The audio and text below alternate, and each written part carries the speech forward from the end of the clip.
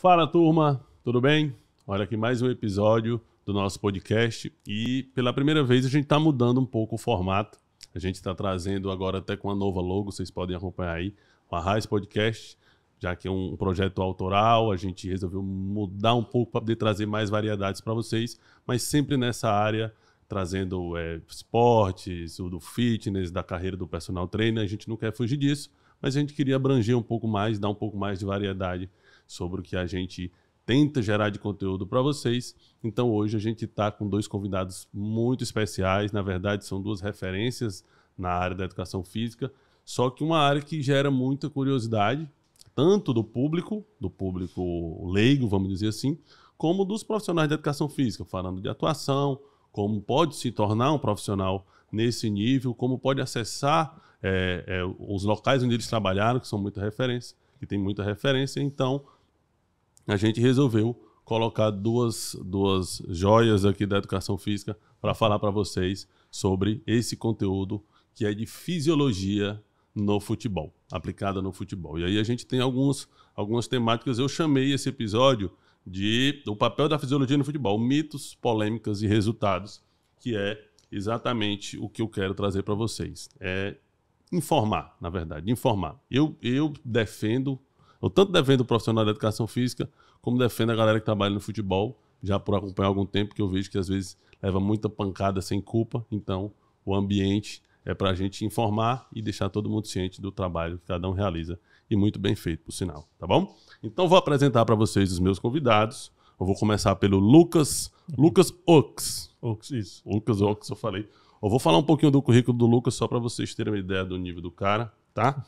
É graduado em Educação Física pela Universidade Federal de Minas Gerais, pós-graduado em Fisiologia do Exercício pela UGF. Qual é a UGF? Extinta Gama Filho, né? Gama Filho, certo. E aí já tem alguns clubes profissionais aí, eu vou falar só dois que eu acho que são os melhores para mim, tá? Cruzeiro e Ceará Sporting Clube. Não sou suspeito de falar de Ceará não, tá, gente? Vocês sabem. Pode deixar. Mas atualmente é fisiologista do Ferroviário Atlético Clube, aqui do estado do Ceará, tá? E o nosso outro convidado é um querido daqui da terrinha. O Lucas é de Minas, né, Lucas? Sou mineiro. Lucas é mineiro. Já virei cearense já. Sou mineirense. Pronto, já tá em casa. Já é de casa, naturalizou. Tá? E o nosso outro convidado é o André Martins, que é daqui do Ceará, né, André? Isso. E eu vou falar um pouquinho aqui do currículo do André. O André é graduado em Educação Física, especialista em Fisiologia do Exercício, mestre em Fisiologia Humana, professor universitário e atual fisiologista do Ceará Sporting Clube. Clube do meu coração, que vocês sabem. Não vou nem falar muito sobre isso aqui não, tá? Mas enfim, é uma das paixões, mas não é por conta do Ceará, é por conta realmente da qualidade de vocês que eu quero vocês aqui, tá? Então eu queria primeiro que o Lucas falasse um pouquinho sobre ele, sobre o que ele pensa sobre a fisiologia no futebol, e depois o André também fala um pouco, só uma apresentação inicial pra galera conhecer um pouco vocês, tá bom? Beleza, vamos lá. Primeiro, prazer aqui estar recebendo esse convite, para você que está nos acompanhando aí. Espero poder contribuir um pouquinho, passar essa experiência, né, essa vivência que a gente tem no futebol, que é um meio bem fechado, e que, graças a Deus, agora a gente está tendo essas oportunidades de poder levar para o grande público como é que funciona um pouquinho do nosso dia a dia, né? Como o Manuel falou, sou mineiro, mas já há 13 anos aqui no Ceará, considero já um mineirense, né? Como tapioca com pão de queijo, a gente mistura tudo ali. Aí dá certo. Tem uma mistura fantástica essa daí, eu não tinha nem pensado nisso, mas é verdade. Ou às vezes um pão de queijo corta, coloca tapioca dentro e fica bom também. Dá pra comercializar isso aí, viu? Andrezão, fala um pouco pra galera, se apresenta aí e diz como é que você pensa, como é que você tá vendo a questão da fisiologia no futebol. Só uma entradinha pra gente. Bom, primeiramente um prazer, né, estar aqui com vocês, participando desse projeto muito legal. Parabéns aí pelo teu projeto. Acho que a educação física, né, o público da saúde de um modo geral precisa de mais espaços como esse que você vem construindo. Então, eu me sinto muito feliz e honrado em participar aqui, junto com o Lucas, né, que é um amigo, é um colega aí, um cara que eu respeito, que eu admiro muito, que foi pioneiro, né, aqui vale destacar isso, foi o primeiro fisiologista que a gente teve aqui no estado, foi o Lucas. Quando no Brasil a gente tinha poucos fisiologistas, né? Então é importante destacar isso, que tudo que a gente tem hoje, né, não só no clube, mas no estado do Ceará, se iniciou lá com o Lucas, né, há alguns anos atrás. Então é um cara que eu respeito, que eu admiro muito, é um cara que eu aprendo no dia a dia, né? A gente está sempre trocando conversas ali e aprendendo juntos. Cara, a fisiologia, sem dúvidas, é a área mais interessante do futebol. Não, brincadeira, né? Mas é uma área que está crescendo muito, né? Hoje a fisiologia ela tem trabalhado muito com dados, com ciência de dados. A gente vive num mundo aí que as tecnologias têm evoluído, então a quantidade de informação por tempo é muito grande. E a fisiologia ela vem crescendo muito nesse aspecto, né? De trabalhar com dados, trabalhar com informações. Então a galera que pensa aí, que gosta de futebol, gosta dessa parte de dados, né? Enfim, de relações, de causa, de efeito e tudo mais. A fisiologia ela mergulha muito nisso, né? Então, além da parte biológica, né, daquela parte mais ali teórica, tem essa parte aplicada com o apoio das ciências dos dados. E espero que a gente consiga, né, que ao longo dessa nossa conversa, né, apresentar, né, e fazer a turma aí gostar cada vez mais da fisiologia. Isso, vamos conseguir sim, eu tenho certeza disso. Aproveitar a entrada que você deu, que o Lucas é um pioneiro aqui, eu fazer um agradecimento como torcedor do Ceará, porque eu acho que aquele momento foi um momento que deu uma virada no clube. E hoje a gente está colhendo alguns frutos por conta disso, inclusive na parte fisiológica, tá bom? Então vamos começar aqui com as perguntas, porque eu acho que agora é que a galera quer saber, tá? Então vamos lá. Primeiro eu vou fazer pro Lucas, eu vou respeitar a cronologia aí da idade. Mas eu sou mais novo que o André, viu? Vixe, eu só comecei mais cedo. Então pronto. Então vamos lá. Lucas, na sua opinião, assim, qual a representatividade, qual o papel do Departamento de Fisiologia tinha há 10 anos atrás? Né? A gente sabe que hoje ele já está mais robusto, mas há 10 anos atrás, vamos lá naquele período que você começou, pioneiro, que não tinha nada por aqui, qual era a representatividade disso? Como é que a galera enxergava isso? Passar um pouquinho da história da fisiologia no futebol, né? Assim, a fisiologia ela começou a ser inserida lá na década de 70, lá na UFMG, na preparação para a Copa com os testes clínicos, né? Então, ia lá, você conhece bem, fazia VO2 usando a bolsa de... Até fugiu o nome do pesquisador. Que era um método bem antigo para fazer VO2, enfim. E isso veio ganhando espaço ao longo do tempo. Então, o professor Emerson Silame foi o primeiro fisiologista no Brasil a ser contratado por um clube, que foi o Cruzeiro, isso em 86. Mas, até meados aí de 2010, 2015, a fisiologia ela vinha muito na parte das avaliações físicas e do controle de carga, ainda iniciando, né? Assim, a gente não tinha tantos aparatos tecnológicos, é impressionante como que em 5 anos aumentaram as informações, os dados, como o André bem falou aqui. Então a gente tinha um papel muito mais de diagnóstico. Então o Emanuel era contratado pelo Ceará, camisa 10, craque de bola, a gente chegava, fazia composição corporal, fazia as avaliações físicas, fazia uma interface com a nutrição, né, se ele estivesse acima do peso. E aí, com o passar do tempo, a gente começou a ter uma entrada maior no controle de carga. Então, assim, foram feitos estudos para identificar o gasto calórico de cada tipo de sessão, com o tamanho de campo. Então, isso foi dando para a gente, né, a universidade foi colocando dentro do futebol essa parte mais prática, para a gente ter alguma intervenção. Mas, de 10 anos para cá, como o André já falou aqui, os aparatos tecnológicos e a facilidade nesses dados vem mudando o papel da fisiologia. Mas há 10 anos atrás a gente ficava muito nessa questão de avaliar, ter o diagnóstico e tentar fazer um controle de carga ali do que vinha sendo feito. Show de bola. E aí, aproveitando, a gente falou de 10 anos atrás, a gente está com um cara que está hoje na ponta lá, atuando diretamente, alto rendimento.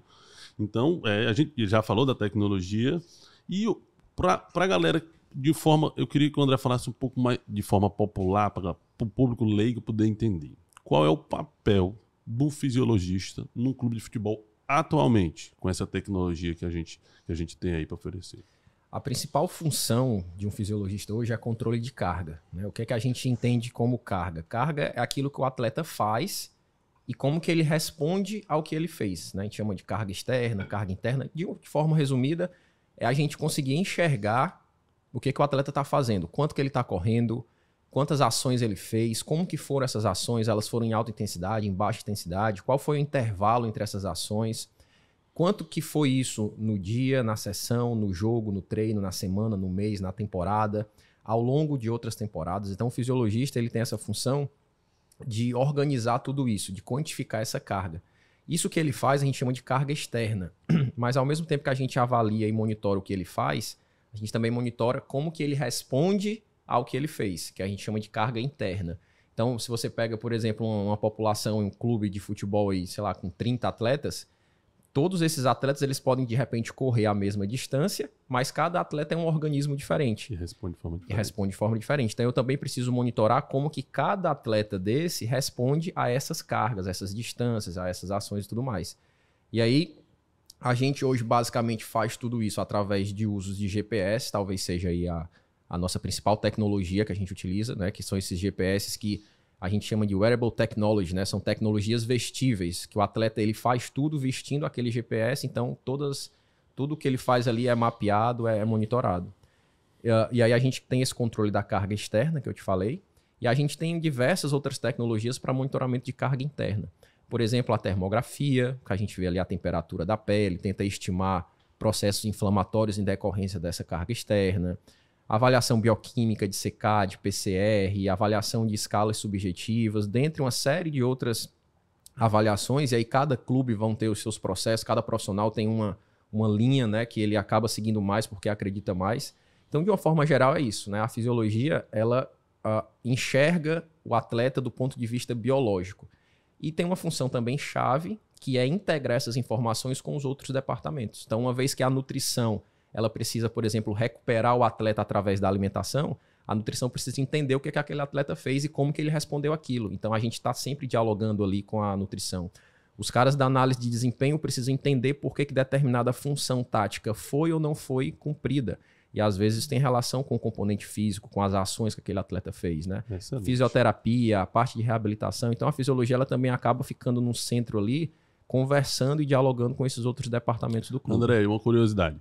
As fisiologias dos clubes, elas se comunicam em que ponto que eu quero entender isso? Se elas se comunicam na hora de transferências de atletas.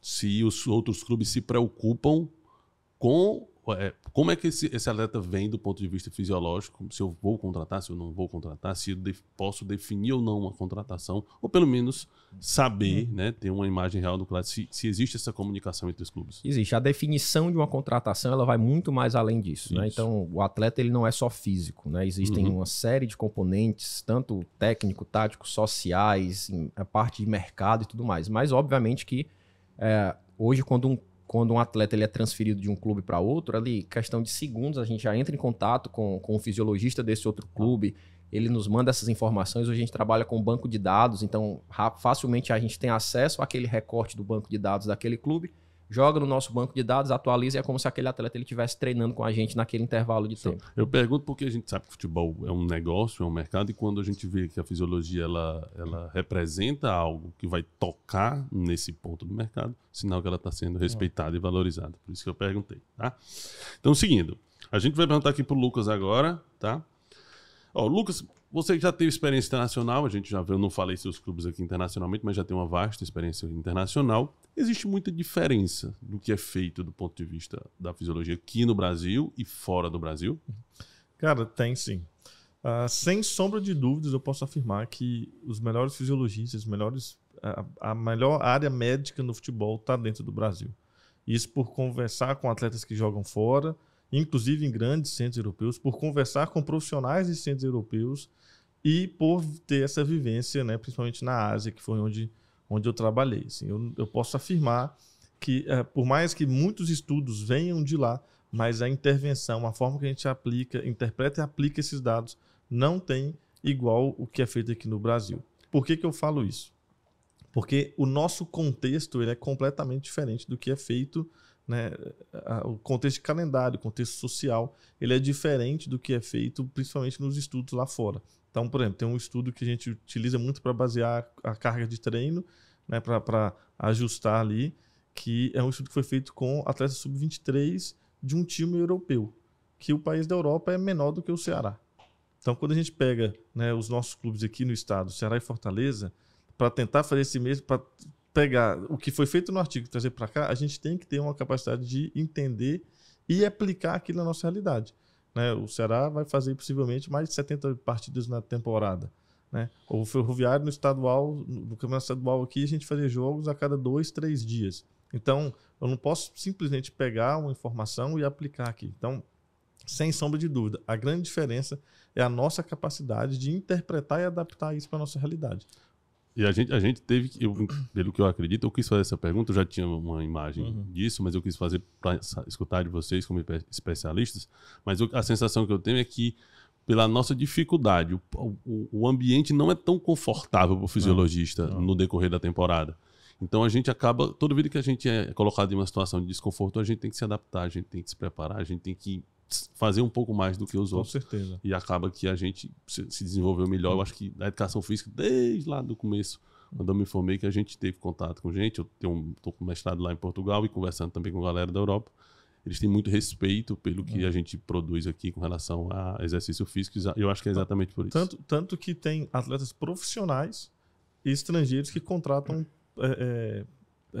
preparadores físicos brasileiros para ser do seu staff individual ali nos clubes da Europa, né? Tanto os brasileiros levam profissionais daqui, quanto os estrangeiros também acabam buscando aqui também. Perfeito. André, agora vamos para o André.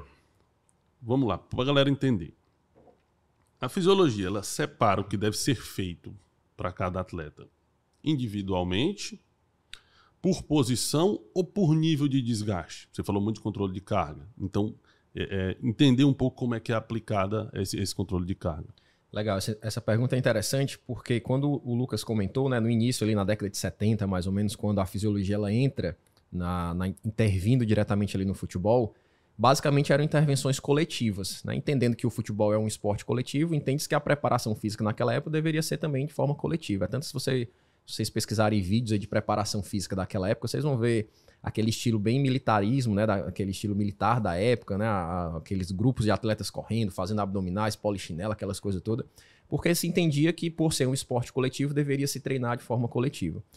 E aí, recentemente, né, nos últimos anos, aí, nas últimas décadas, principalmente com o avanço da atleticogenômica, né, que é a área da genética que estuda o esporte, começou-se a entender que os indivíduos são diferentes. Na verdade, já se entendia, né, que essa biologia era diferente, mas conseguiu-se enxergar essas diferenças através da análise, por exemplo, dos genes desses atletas. E aí ficou muito claro que as intervenções, tanto da fisiologia, da preparação física, da nutrição, a nutrigenômica, né, vem crescendo bastante, ela precisava ser individualizada, né? Então, com certeza, hoje as intervenções, os monitoramentos, eles não são feitos de forma coletiva. Há uma individualidade ali naqueles processos. Só que falando especificamente de futebol e do que a gente tem de mais atual hoje no futebol, entende-se que essas intervenções, além do contexto biológico, além da individualidade biológica, a gente tem a especificidade da função em jogo. Então, hoje, tudo que norteia intervenções de fisiologia, de nutrição, de preparação física, é norteado aí pelo contexto do jogo, pela função tática, né? Às vezes você tem indivíduos que, apesar de terem uma biologia diferente, a gente fala, aquele cara ele é de força, aquele cara ele tem uma característica muito de potência, mas muitas vezes esses caras que têm essas características de força e de potência, eles desempenham funções diferentes. Então, aquelas funções é o que norteia essas nossas intervenções. Então, sempre quando a gente pensa essa questão do desgaste, o atleta se desgastou, o atleta está ganhando performance, está perdendo performance, tudo isso tem um referencial para a gente estar nivelando, que é o jogo, que é a função. André, então assim, para a galera entender um pouco. Então, vou falar no popular aqui, se vocês quiserem, vocês podem me interromper. Então, o que é feito hoje é feito. Eu vou fazer um trabalho diferente para quem é atacante, eu vou fazer um trabalho diferente para quem é lateral esquerdo, para quem é volante, para quem é meia, para o goleiro. Perfeito. E entendendo quais as funções táticas que ele vai realizar na partida, o nível de desgaste que ele vai ter e o que ele precisa apresentar de performance. Perfeito. Diante disso é o que é feito. Isso. Então, não é bom. Eu falo para a galera que não entende muito, compreender que não é mais tão simples, né? A galera tem muito entendimento ainda, acho que principalmente o torcedor comum, de que é aquele negócio mais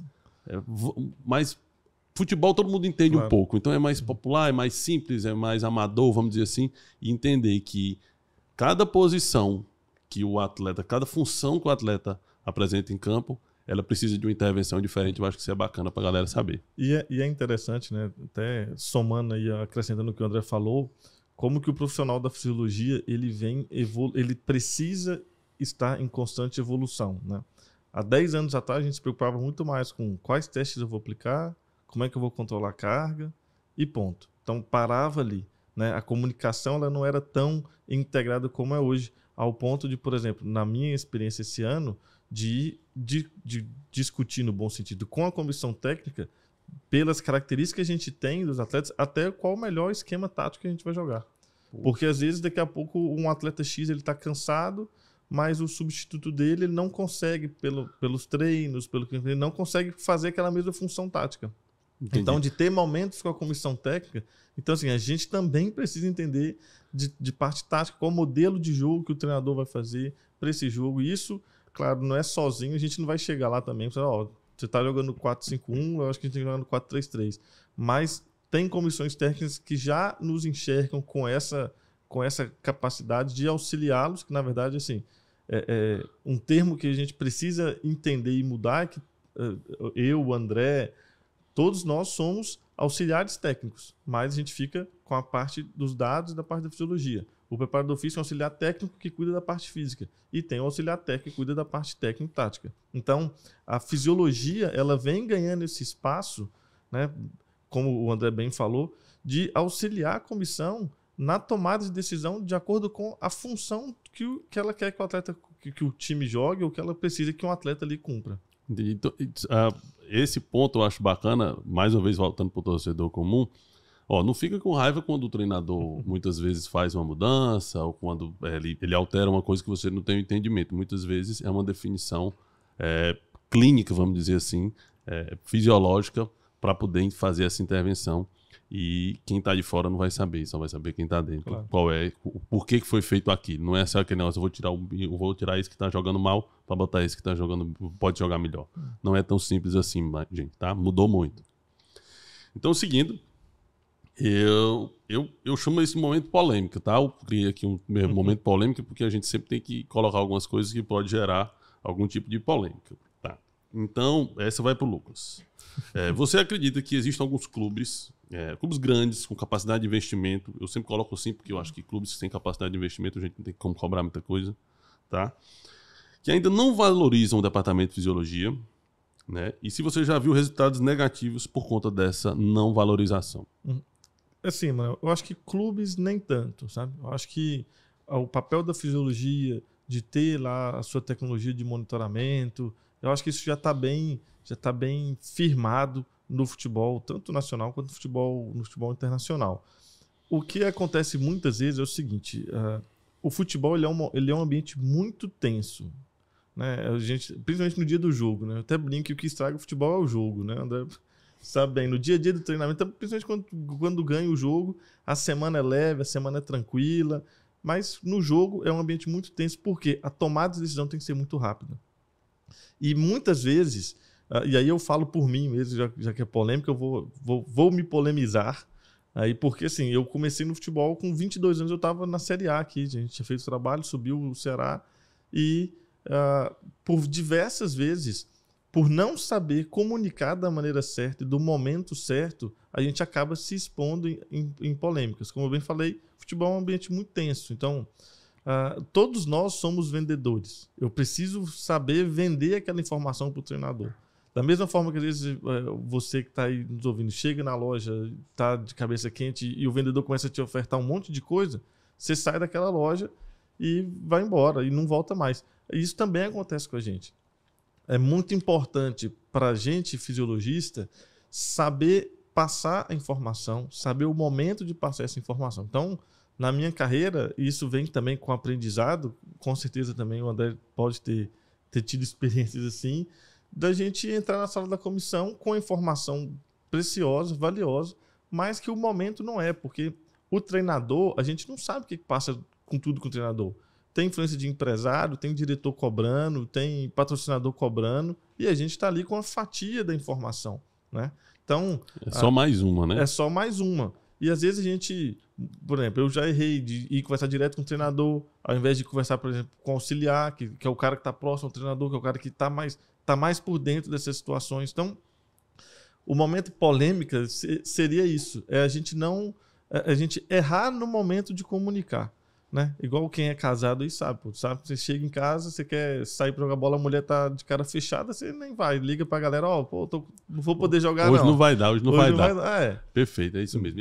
Porque algumas coisas que já chegaram até a minha vinda do futebol é que muitas vezes, você tocou bem, eu perguntei do clube, Mas eu acho que isso talvez seja um problema mais das pessoas, né? Exatamente. As pessoas que, às vezes, não vou dar ouvidos para isso aqui não, porque tem outras coisas aqui que são mais importantes nesse momento.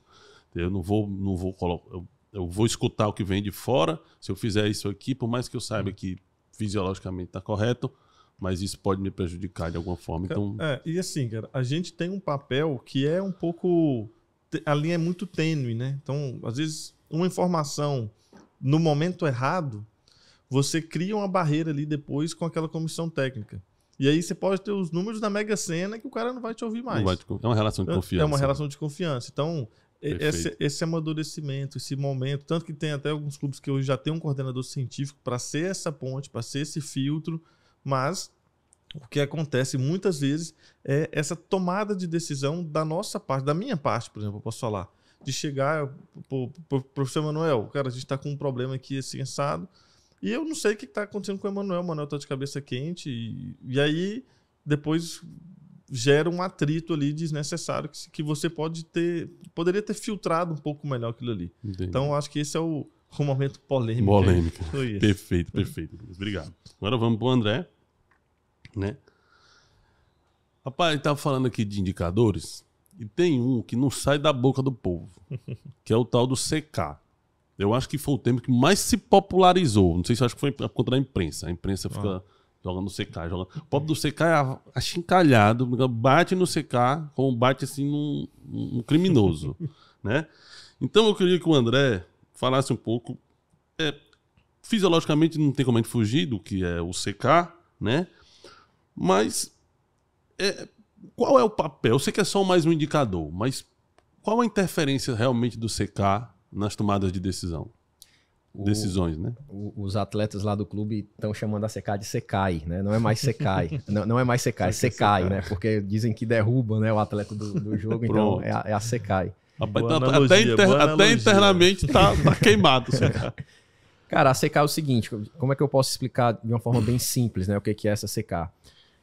A CK é uma proteína que está dentro do músculo. Então, o músculo, ele é a célula muscular é uma estrutura que desempenha diversas funções. E para desempenhar essas funções, ela precisa de proteínas ali trabalhando. E uma dessas proteínas é a CK. A CK, assim como outras proteínas, elas são grandes. A gente chama de proteínas de grande peso molecular. Então, elas não conseguem sair do músculo. O músculo, a membrana, né, aquela envoltório ali da célula, fecha e ali aquela CK não sai. Ela fica dentro do músculo desempenhando a função que ela faz lá no metabolismo. Só que o que acontece? Quando o atleta ele treina, ele joga, quando a gente faz, por exemplo, um exercício lá na academia, né, aqueles exercícios que a gente faz, o nosso músculo ele vai se comportar muito como um tecido mesmo, é tanto que a gente chama de tecido muscular, né? Imagina você pegar a sua blusa e você ficar esticando aqui ela, estica e volta, estica o tempo todo. Com o passar do tempo, o que é que vai acontecer com essa blusa? Ela vai começar a rasgar, a criar brechas ali entre os filamentozinhos, né? E é exatamente a mesma coisa que acontece com o tecido muscular quando a gente joga, quando a gente treina, quando a gente faz exercício lá na musculação. E aí, essa proteína, essa CK, que é uma proteína grande, como eu falei para vocês, agora ela tem um espaço, porque aquele tecido ele foi rasgado, né, para sair do músculo e ir para o sangue. Isso a gente chama de dano muscular, né? Microlesão, né? Provavelmente alguém já ouviu falar microlesão tecidual, é isso daí. Que é tanto por essa tensão mecânica, que o músculo fica contraindo e relaxando o tempo todo, como por questão química mesmo, acidose, aumento de temperatura, então tudo isso vai danificando aquela membrana da célula. E aí a CK, ela sai, ela é extravasada ali para o sangue, né, para os capilares que estão passando ali no tecido muscular. E aí a gente consegue mensurar isso, né? Hoje a gente já tem tecnologias que o pessoal já deve ter visto nos vídeos, né? A gente pega lá uma gotinha de sangue, coloca ali no aparelho, e a gente consegue saber quanto de CK tem naquela gota de sangue, que representa ali, né, uma extrapolação da quantidade de CK que tem no organismo. E aí a gente faz essa coleta da CK em momentos específicos, principalmente pós-jogo. Então o atleta jogou, a gente entende que aquele jogo é o esforço máximo que ele faz na semana, e aí depois ele tem que se recuperar. Aí vem nutrição, vem fisioterapia, vem todas as áreas recuperando o atleta. E a gente monitora essa recuperação, uma das formas que a gente tem de monitorar essa recuperação é avaliando justamente essa CK. Porque se eu faço uma coleta de CK em um jogo, faço em outro jogo, sempre depois do jogo, eu tenho depois de um determinado tempo uma média. de quanto CK é produzido por aquele atleta 24 horas pós-jogo, por exemplo, 48 horas pós-jogo. Então, se chegou um jogo e eu fiz aquela coleta da CK e aquela CK está acima, por exemplo, dessa média que eu construí do atleta, a gente fala que o cara está com a CK alta. Então, o que isso quer dizer? Isso quer dizer que o dano muscular foi tão grande que a quantidade de CK que saiu foi maior do que o que vinha saindo em outros jogos. Então, a gente começa a entender... O atleta sofreu mais. O atleta sofreu mais. A gente começa a entender o seguinte, ó, isso pode estar relacionado com o maior desgaste. Então, da mesma forma que a gente compara esse valor da CK com valores de outros jogos, a gente também compara a curva dessa CK. Então, eu faço 24 horas, 48 horas e 72 horas pós-jogo e eu espero ver uma queda dessa CK. Mas, às vezes, a CK ela não cai. O cara tem ali aquele aumento de CK, né? O pico normalmente é entre 24 e 48 horas e ela se sustenta alta. Aí a gente fala, ó, o cara tá com CK alta e não tá baixando. Agora, é interessante... até o torcedor, né, o pessoal que gosta de futebol e entender que a CK ela é um parâmetro, ela não é o parâmetro, né? Ela não é ela não é culpada sozinho, gente. Vamos dar uma colher de chá para CK aí. Ela não é determinante, né? Até porque a gente também tem CK em outros tecidos, não é só no tecido muscular. Mas ela é um indicativo. Ela é um indicativo para a gente entender mais ou menos como é que está aquele desgaste. A CK, é importante também o pessoal entender, ela não veta atleta, né? Até entendendo hoje que a gente tem uma quantidade muito grande de tecnologias ao nosso favor, seria muito assim, muita coisa a gente jogar tudo em cima de um único parâmetro, uma vez que a gente tem uma vastidão de parâmetros para analisar, né? Mas às vezes a imprensa, né, o público mais leigo, até a CK. O treinador, né? Até o treinador chega e joga essa a culpa é a CK, mas não, a CK ela é um parâmetro, né? Então ela precisa estar relacionada com outros parâmetros e precisa estar relacionada com o contexto. Por exemplo, eu não posso comparar o valor de CK de um pós-jogo que foi em casa com um pós-jogo que teve viagem, né? Principalmente aqui no nosso contexto que a gente viaja de madrugada, viaja exatamente no momento que aquele atleta está se recuperando, a idade do atleta e tudo mais. Então, assim, não sei se deu para entender de forma resumida a CK. Não, deu para entender demais. E aí eu já vou dar um aqui para a galera que acompanha, né? O público comum, o torcedor mesmo. Se um dia vocês escutarem a matéria ou alguém falando que o atleta tal não vai jogar por conta do CK, não acreditem nisso. Porque não é culpa só do CK. Tem N fatores que não tem como a gente determinar aqui. Então vamos tirar logo esse karma do pobre do CK, porque não é isso. Eu acredito que isso é muito mais uma questão para popularizar um termo, para deixar, enfim, gerar algum tipo de mídia, do que realmente falar a verdade. E uma das coisas que eu me propus quando eu quis conversar com profissionais era dar para as pessoas a possibilidade de entender o que realmente faz sentido, o que é verdade, sem se preocupar muito se isso vai dar muito ibope, se vai dar pouco ibope. Não é essa a ideia. O que acontece às vezes é que aquela CK, o valor daquela CK, ela ajuda na tomada de decisão, porque você já tem ali todos os parâmetros favoráveis para uma possível, né, retirada daquele atleta de treino de jogo. Somado a isso, você tem uma CK elevada. Então, a CK ela faz parte de um conjunto de avaliações, mas aí às vezes o que sai na imprensa é isso. O cara não foi jogar porque o fisiologista... Outro termo que eu não acho correto, se vocês não concordarem, pode citar. Vou poupar o atleta. Poupar. Eu não acho que seja poupar. Poupar dá uma intenção assim, eu vou deixar ele descansar. Ele tá ganhando aqui 500 mil reais por mês, eu vou deixar ele descansando aqui, porque tá... Aí o torcedor fica logo fazendo as analogias que não fazem muito sentido. Eu não acho que seja poupar. Eu acho que seja eu me prevenir de um risco e aí esse dano pode ser muito maior para o clube no futuro. Então não é poupar. E eu acho que também não é uma decisão única, exclusiva de alguém. Eu acho que realmente quem tem um poder maior deve ser o treinador, mas eu acho que os clubes de alto rendimento e os profissionais realmente se juntam e aí tem uma série de informações que vão definir aquilo. Então não é só simplesmente, vou deixar esse cara aqui descansando porque ele está merecendo. E até porque, assim, né, a gente precisa entender que, pelo menos assim, o meu ponto de vista, o atleta, ele é um ativo do clube.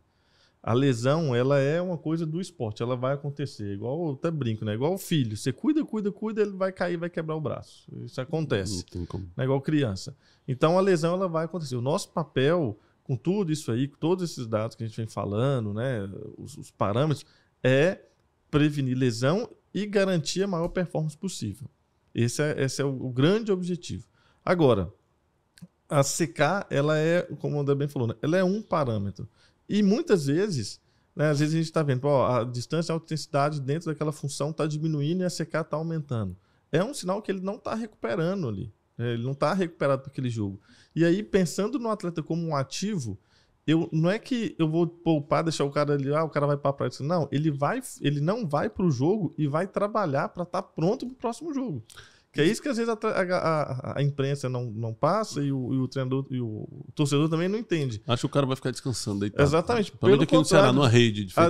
Às vezes o cara nem quer ser poupado porque ele sabe que ele vai acabar trabalhando mais, que ele vai ter que ir para o clube fazer mais fisioterapia, vai fazer um trabalho de força mais específico ali para alguma região. Então, o cara tem jogo no domingo.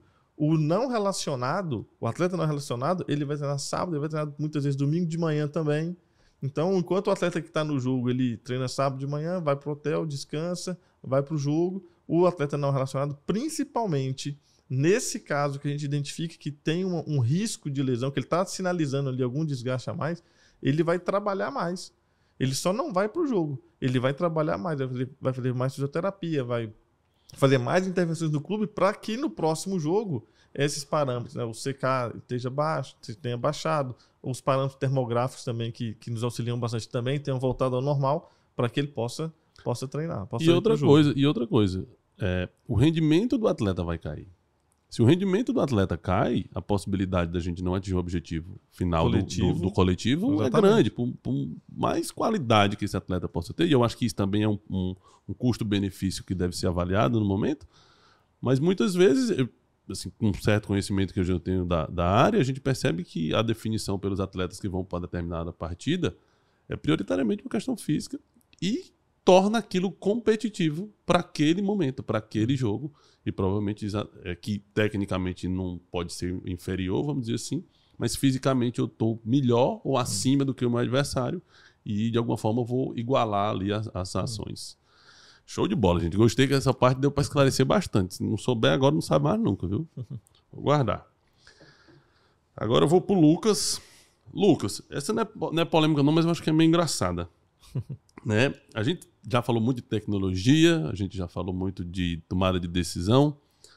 Ainda existe o migué durante os treinos? Tem, com certeza tem. E a fisiologia bate nisso, o cara sabe que vai... Como é que funciona isso? A gente consegue identificar, né? Vou falar um pouquinho da realidade lá do clube, lá do Ferroviário. A gente tem um GPS que é mais simples do que, por exemplo, o Ceará tem.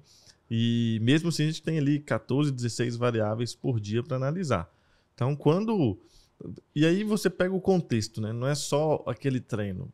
Vou usar o Emanuel aqui, nosso meia habilidoso, que não foi pro jogo, ele tá puto com o treinador. E aí, quando a gente compara o Emanuel dentro daquele treino com ele mesmo, porque isso é outra coisa que a galera também precisa entender. Os treinos, eles são muito cíclicos. Então, por exemplo, eu sei que na terça-feira, quando você vai trabalhando com o treinador, você já sabe a dimensão do campo que ele vai querer trabalhar. Mesmo que o objetivo ali mude, você já sabe alguns parâmetros, você já tem uma média ali, você já consegue ter essa quantificação.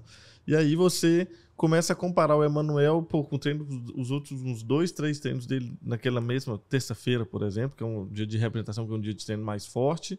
E você começa a ver, opa, o que está acontecendo aqui? O Emanuel não foi para o jogo nos últimos 2 jogos, está puto com o treinador. Todos os meias da função dele correram, 1.000 metros de alta intensidade, o Emanuel correu 300 metros de alta intensidade. Então, isso aí a gente consegue, às vezes, nem tão rápido ali na beira do campo, a olho nu, mas quando você começa a analisar os dados, e aí chega um momento que isso dá muito ponto para a gente com o atleta, nos aproxima muito do atleta, que é essa sabedoria de chegar antes de passar para a comissão, chegar e encostar. Emanuel, cara, o que está acontecendo? Olha só, vem cá na sala, passa aqui na sala, ó. Sua carga de treino, o que está acontecendo? Está diminuindo. Então, o que tá puto com o treinador? Cara, entende que você não joga pro seu treinador, você joga para você primeiro.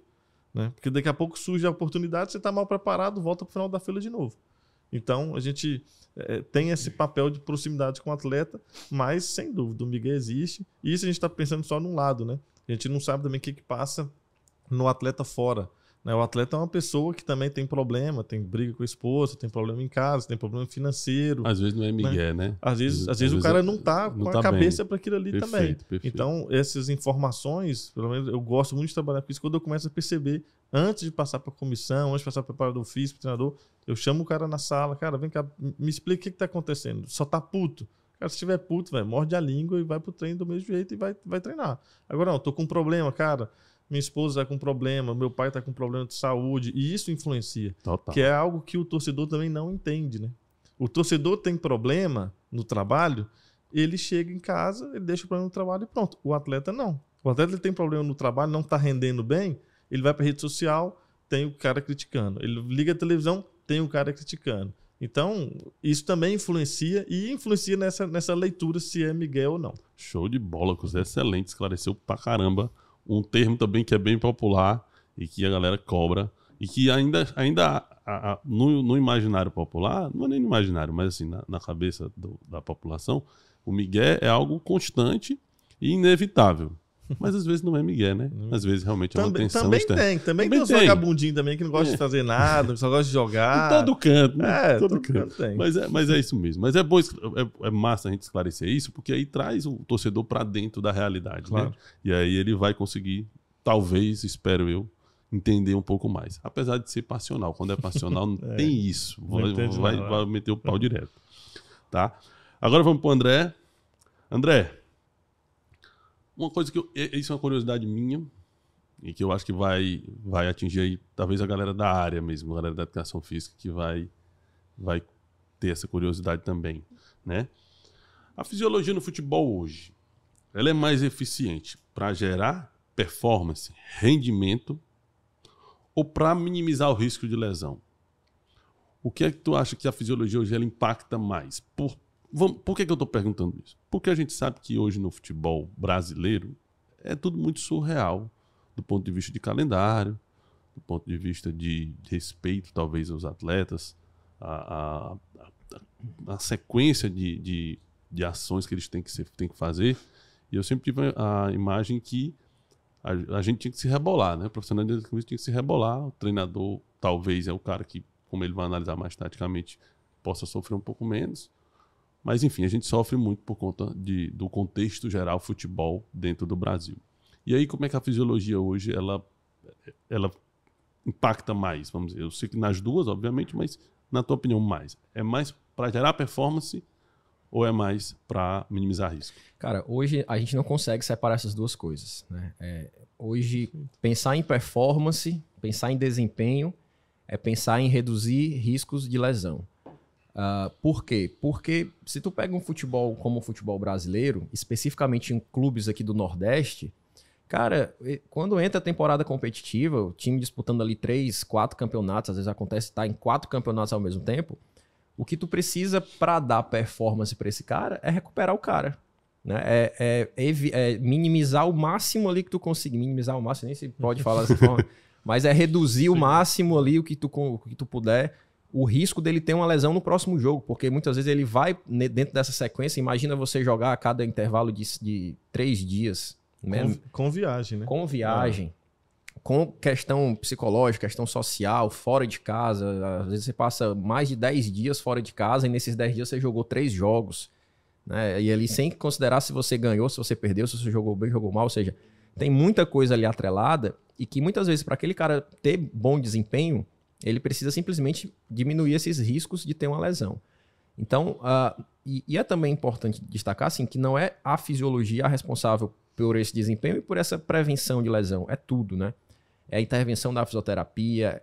A nossa função ali na fisiologia, como eu comentei no início, é passar essas informações. É chegar para o fisioterapeuta e falar, ó, a termografia que a gente fez aqui está mostrando uma assimetria naquela região ali atrás do joelho, por exemplo, que é onde o atleta está sentindo dor. Então, o fisioterapeuta ele vai agora ter um direcionamento melhor para recuperar aquela dor.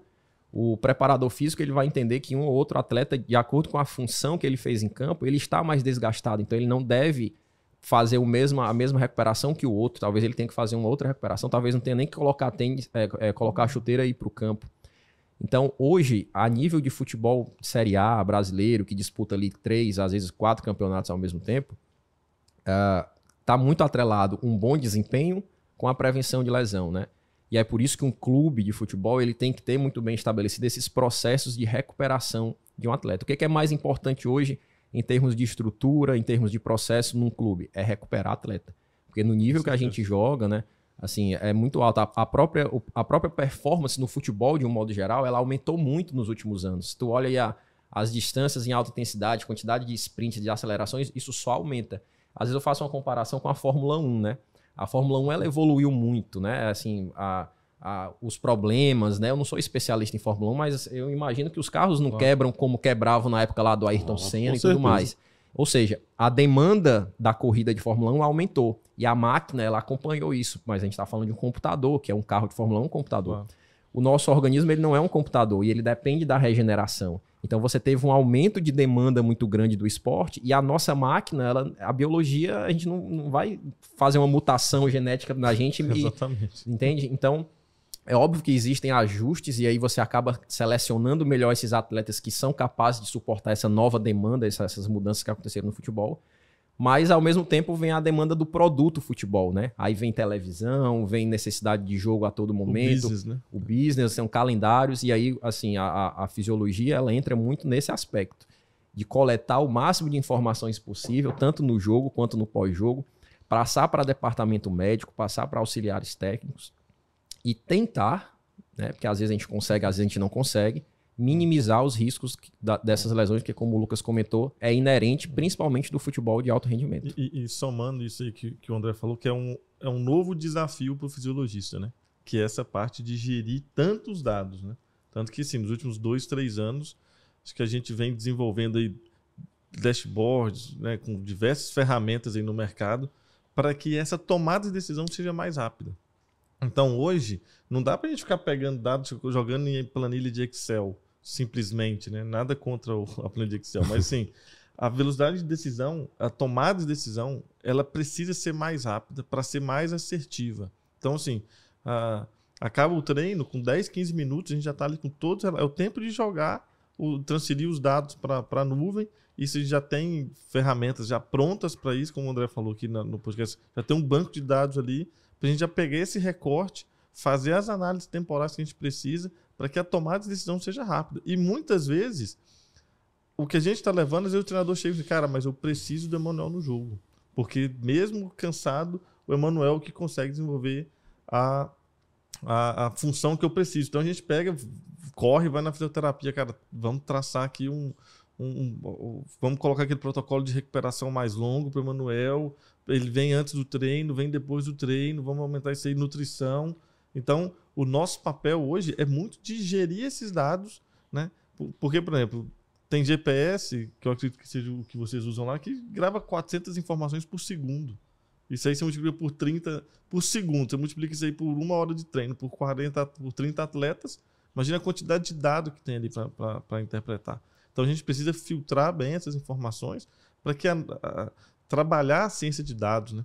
Que eu acho que o novo desafio, você colocou há 10 anos atrás, como é que é a fisiologia para hoje, e de hoje para daqui 10 anos à frente, eu acho que vai ser a questão dessa análise de dados e tomada de decisão mais assertiva. Cara, e uma coisa que está muito clara é o nível de complexidade, né? O nível de complexidade, e o que me deixa, às vezes, preocupado. Assim, as pessoas querem consumir coisas mais simples, mais fáceis, e acabam se baseando, assim, criando uma opinião baseada no que é muito simplório. Isso é um momento perigoso, principalmente com a entrada de redes sociais, onde você tem informações rápidas, mas não muito qualificadas, muitas vezes. Só te cortando aqui, dando um exemplo pro ouvinte, né, que está aqui nos assistindo. Quando eu comecei lá no Cruzeiro em 2007, já tem 15 anos, e já era muito tecnológico, a gente controlava frequência cardíaca média, e aí a gente tinha frequência cardíaca de limiar, se tem algum educador que ele vai entender isso, eram os parâmetros que a gente tinha, era tempo de treino e a intensidade relativa só à frequência cardíaca máxima e à frequência cardíaca de limiar. Então, o cara treinou ali na frequência cardíaca de limiar, era o que a gente tinha. Eram, sei lá, frequência cardíaca máxima, duração média, da intensidade em relação à frequência cardíaca média em relação à frequência cardíaca do limiar. Então eram 4 informações só para a gente gerir. Hoje, só de escala perceptível, só de relato do atleta, já vem umas 8 informações. Né? Cor da urina, qualidade do sono, capacidade de recuperação, nível de dor, enfim, cansaço, estresse. Então, cara, hoje a informação é muito maior. E isso torna uma complexidade, como você falou, para a gente tomar essa decisão. Né? Antigamente, se acertar ou não é outra questão. Mas o volume de dados e de informação era muito menor do que a gente tem hoje. Perfeito, perfeito. É para valorizar, gente. Valorizar o trabalho dessa galera, porque não é simples, não é muitas vezes como chega até vocês através da imprensa, ou seja, lá de rede social, enfim, de onde seja, porque hoje, e aí é uma mensagem minha para a galera, hoje as pessoas têm muita sede de dar a informação e muitas vezes não se preocupa com a qualidade dessa informação. E muitas vezes, para gerar um engajamento, um envolvimento maior, falham um pouco com a verdade das informações. Então, vamos valorizar o trabalho de quem realmente se preocupa em entregar qualidade, porque a fisiologia, e foi por isso que eu trouxe vocês aqui, tem um papel fundamental no futebol de alto rendimento hoje. E pensando mais especificamente nos nossos clubes aqui do estado, a gente saiu de um patamar, né, estamos hoje numa referência. Time grande. Os 2 do estado na Série A são um time grande. A gente hoje é referência não só de gestão, mas da parte física, técnica, a gente cresceu demais. E eu acho que se todo mundo, torcedor, dirigente, imprensa, caminhar junto, valorizando isso, tendo qualidade, a gente tende a se manter cada vez mais e até, quem sabe, melhorar. Agora, assim, é importante destacar também o quanto que até esse aspecto evoluiu muito no futebol, né? Então, hoje, por exemplo, a imprensa muitas vezes nos procura, né? Procura entender, antes de passar ali uma informação, o que é isso, para que serve isso, né? Os próprios meios de comunicação dos clubes, eles também procuram mostrar, né, isso aí para o torcedor. Então, isso que a gente está fazendo, às vezes é comum os próprios clubes, né, lançarem ali uma mídia, alguma coisa, para o torcedor entender. E o torcedor, ele tem entendido, às vezes nos jogos, né, os caras chegam ali para a gente, aquilo ali é aquele negócio lá que você estava falando, né? Então, assim, de uma forma mais simples, eles conseguem entender. E isso é interessante porque eles conseguem participar melhor também do processo, né, do futebol. Não é só ali, ele já entende que não é só as 4 linhas, né? Entende que existe um grupo de profissionais ali por trás, trabalhando e tudo mais. Então, isso tem evoluído muito, né? Há alguns anos atrás, a gente não tinha, né, essa integração também. Perfeito. Gente, vamos para a última pergunta. E a pergunta vai para os 2, tá? Eu queria um momento da carreira, cada um de vocês, em que vocês atuaram diretamente, né?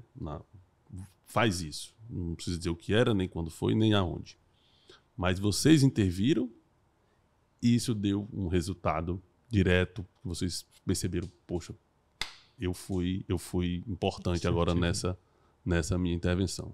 Lucas, começa pelo Lucas. Eu vou falar onde foi, porque possivelmente ninguém vai assistir. Foi lá na China. E se assistir, não sei se vão traduzir para chinês, para mandarim. Vou mandar para lá. Mas foi numa viagem. Até brinquei com o André, né? O cara tá viajado, ele tem pra caramba, né? Ele é demais. Então, você até brinquei que ele é bom e é ruim, né? Mas foi num jogo, numa viagem. A gente vinha com o atleta, né? Eu analisando os dados de GPS dele diminuindo, eu conversando com ele falando que, cara, tô mais cansado. A gente tentando as intervenções. E eu conversei com um treinador, na época, no sul-coreano. Eu falei assim, olha, o atleta, ele não vai conseguir jogar o jogo todo. E o treinador me perguntou, o que você sugere? Eu falei assim, que a gente coloque ele no segundo tempo, que a gente programe dentro do seu modelo de jogo um momento onde ele pode entrar e jogar ali na faixa de 25 a 30 minutos. E foi exatamente isso que a gente fez. O treinador, ele confiou, montou um esquema para a gente mais reativo no primeiro tempo, e esse jogador é um jogador de muita qualidade. E no segundo tempo, com 20 minutos ali, ele mudou a forma de jogar e a gente passou para o modelo de propor o jogo. E esse atleta, ele entrou, ele deu um gol e deu uma assistência. Era até um atleta chinês. E a gente saiu vitorioso, ganhou o jogo ali por 2-0. E aí eu cheguei no vestiário e o treinador falou, cara, obrigado, porque eu ia colocar ele jogando, vai sair jogando, e possivelmente ele não ia aguentar ou poderia machucar. Enfim. E ele acabou o jogo com 30 minutos morto, e a gente teve que fazer a próxima semana a semana seguinte de recuperação para que ele fosse os 30, jogo. Os 30 então, minutos ali já foi... Exatamente. Chegou lá exatamente. No show de bola. Andrezão. Cara, eu tô tentando lembrar, assim, é difícil eu te falar algo bem pontual, sabe? Assim, um momento, alguma coisa que diretamente ali a fisiologia atua, porque como a gente conversou, é tudo tão interligado, sabe? Que às vezes é difícil eu conseguir dizer que uma coisa ali foi... Pode ser uma coisa de todos, né? Assim, Sim. Eu acho que pode te ajudar. O que eu tava lembrando aqui, cara, eu gosto muito quando a gente monta uma estratégia para um atleta específico, né, como o Lucas comentou, joga tanto tempo, joga mais, joga menos. A gente monitora isso, essa estratégia através de parâmetros, e os parâmetros vão correspondendo com aquilo que a gente esperava. Então, por exemplo, temporada 2021, pós-pandemia, né? A gente começou a ter ali a gente começou a perceber que atletas, eles não estavam suportando as sequências de jogos como eles sempre suportaram. Possivelmente, né? A gente não sabe por conta desse período aí de pandemia, de quarentena, ficaram sem treinar e tudo mais. E esse atleta, ele era um atleta que vinha jogando e tudo mais, e a gente começou a perceber que ele precisava de um descanso, né? Porque tanto técnico, na verdade, isso foi uma percepção do treinador pra gente, né? Que tecnicamente, taticamente, ele estava caindo um pouco esse rendimento e que, pelo treinador, poderia ser uma questão física. E aí a gente fez ali uma reunião, levantamos parâmetros, dados daquele atleta e chegamos à decisão de que ele precisaria ser poupado ali, né, de um jogo, descansar uma semana para depois no próximo jogo jogar. Isso quando aconteceu, isso costuma acontecer em alguns momentos específicos da pré-temporada, e é legal você ver os parâmetros da fisiologia conversando com esse desenrolar. Então o atleta estava cansado, estava desgastado, vamos ver aqui os parâmetros dele. Aí bate, sabe? Os parâmetros dele estão batendo, ali, né? Encaixa. Vamos dar um descanso para ele, vamos tirar ele de um jogo, vamos montar essa estratégia de treino para esse período de descanso, que como o Lucas falou, é descanso entre aspas, porque o cara vai trabalhar específico para estar melhor no outro jogo. Ele vai trabalhar com uma coisa que ele não gosta, né? Que ele gosta de estar jogando, né? Mas é trabalho, não é descanso. O atleta ele sempre vai preferir jogar, mas hoje os caras até estão conscientes, entendem que às vezes eles precisam, né, de um trabalho específico para poder jogar melhor. E aí você, naquela semana, você vai vendo ali os parâmetros da fisiologia, o controle da carga, não pode passar daqui, tem que ser dentro, e você vai vendo. E aí você vai ver o jogo do cara depois que ele volta e você vê ele vários parâmetros melhores do que quando ele estava. Então esse desenho, assim, eu particularmente eu gosto muito de ver. Não que eu acho que isso esteja diretamente ligado a tudo que foi feito, né? Mas assim, como fisiologista, né, a gente chega a brilhar os olhos quando a gente vê ali a gente vê as coisas acontecendo ali. Show de bola, show de bola. Gente, eu achei fantástico, passa rápido pra caramba, passa muito rápido. Todos os podcasts os episódios que eu gravei, sempre é um conteúdo que fica fluindo, é uma coisa bacana. Eu acho que quem assiste também percebe isso. E foi bacana, foi muito bom. A gente tá acabando. Eu queria que no final, assim, eu sempre peço as considerações finais, vocês vão dar uma palavrinha, mas eu queria que vocês aproveitassem a oportunidade. A gente sempre fala para profissional de educação física, eu queria que vocês falassem para o torcedor.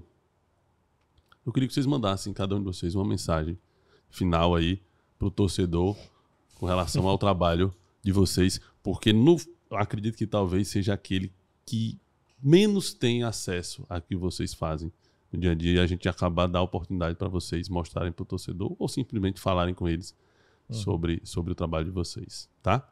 E aí se despeça. Beleza. Eu começo, André? Você sempre está começando. Comecei por aqui. Vamos lá. Assim, um recado bem direto aí para o torcedor entender e compreender a nossa função, né, minha do André. Eu enxergo que o futebol é um business, tanto para mim quanto para o André. A gente gosta, mas a gente quer receber o salário e a gente quer progredir tanto com títulos e também financeiramente. Nada que a gente faz para o atleta é para mim. Nada que o André faz de intervenção no atleta é para ele.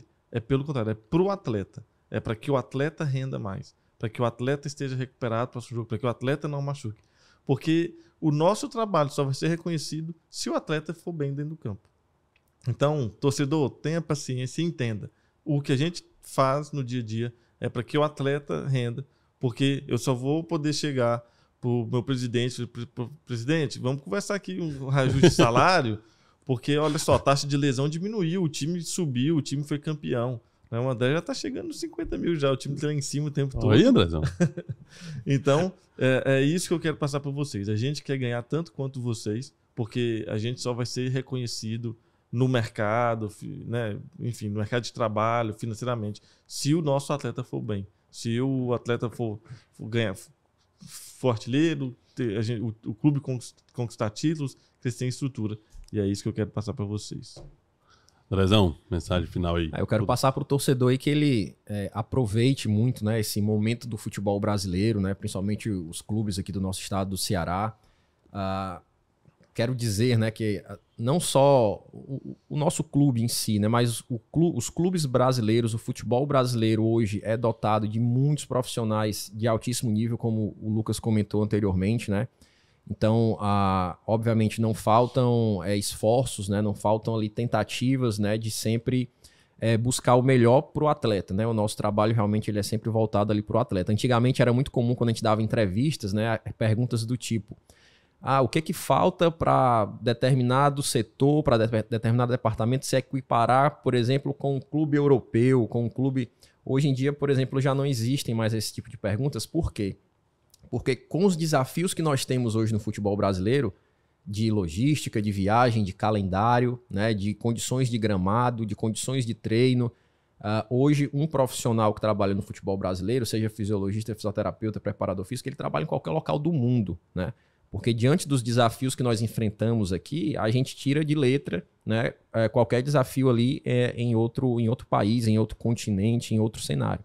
Então, a mensagem que eu quero passar para a torcida, para a imprensa de um modo geral, é isso, né? É o quanto que a gente precisa valorizar esses nossos profissionais, né? Não de um clube ou de outro específico, mas do futebol brasileiro como um todo, porque realmente é de se tirar o chapéu, né? É tanto que hoje a gente tem uma chegada muito grande de profissionais de outros países no nosso meio e as coisas se somam, né? Eles vêm com uma cultura, com uma escola de futebol, nós temos a nossa e aquilo ali se soma e só tem a crescer, só tem a engrandecer o futebol brasileiro. Então, que a gente continue valorizando, né, o nosso futebol, os profissionais que fazem o futebol brasileiro, que com certeza a tendência é, com o passar do tempo, a gente ir colhendo cada vez mais frutos e frutos melhores. Perfeito, André. Obrigado. Gente, eu vou encerrando, tá? Esse podcast, esse episódio do podcast no novo formato, trazendo aqui informações não só para o profissional da educação física, mas também para o torcedor, para o público leigo, para quem é amante do futebol. Eu estou estreando também a minha caneca especial, que traz aí o nome da minha grande paixão, que é a minha filha Marina. Então, agradecer os meninos, agradecer aqui aos grandes mestres aqui, e agradecer a vocês que sempre estão acompanhando, que estão vendo aí o nosso trabalho e que a gente está tendo um feedback também positivo. Tá bom? Valeu, gente. Um abraço e até o próximo episódio. Valeu. Valeu.